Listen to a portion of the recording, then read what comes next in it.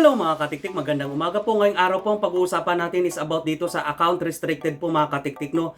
At dito rin po sa advertising, access restricted po mga katiktik.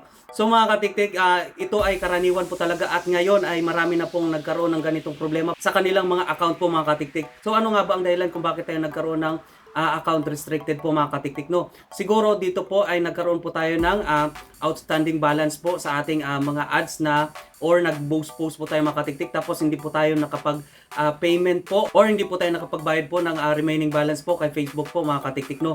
At yung pangalawa is yung identity confirmation po. So mga katiktik, sundan nyo po ako at ito po pala ay galing po kay Ma'am Leticia Miranda po at saka kay Ma'am Aurora Castro po. Ito po yung concern po nila mga katiktik. Ganito rin yung nakita po nila sa kanilang mga account po mga katiktik, no? So mga katiktik, sundan nyo po ako para mas maintindihan nyo po at kung paano tayo mag-apply ng ating identity confirmation po, okay? Okay, pag nasa Facebook na po kayo, punta lang po tayo dito sa inyong profile. Tapos po niyan is itong settings po. Click lang po natin. Tapos dito sa payments po mga katiktik, no? Ayan, click po natin, baka mamaya is may outstanding balance po kayo kay Meta po mga katiktik. Kaya nagkaroon po kayo ng ads restriction po mga katiktik. Ayan po, dapat naka-zero po talaga ito mga katiktik, no? Okay? So sa pangalawang step po mga katiktik is punta rin po tayo dito sa ating personal account. Ayan po, information po natin. Tapos dito, i-click lang po natin itong identity confirmation. Pa-click po natin dito po, confirm your identity. Tapos dito po, protect your account. Dapat dito mga katiktik, naka-green po ito, itong two-factor authentication po. So mag-set na kayo nito mga katiktik kasi importante po ito at requirements po siya sa identity confirmation po. Tapos pangalawa dito naman, running ads about, dito po running ads.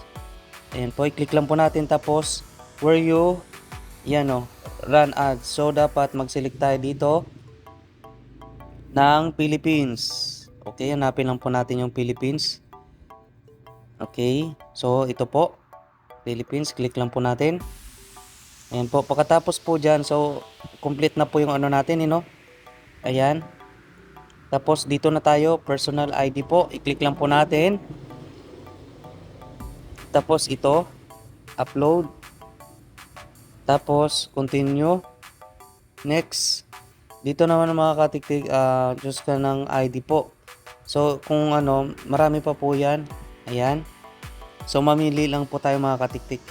Once na wala ka pong ID na ganito o nandyan sa dito sa ano ni Facebook po, itaas lang po natin tapos ito, click lang po na I don't have any of this.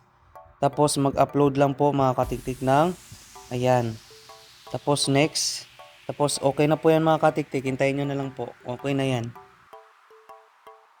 So I hope may natutunan po kayo mga katiktik at i-double check nyo po lagi yung ating ad center po mga katiktik. Baka mamaya is may nagraran po pala na ad sa inyong mga profile po or sa inyong pages po mga katiktik, no?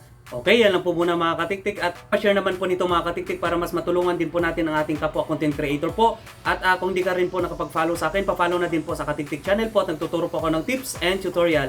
Thank you and God bless you more!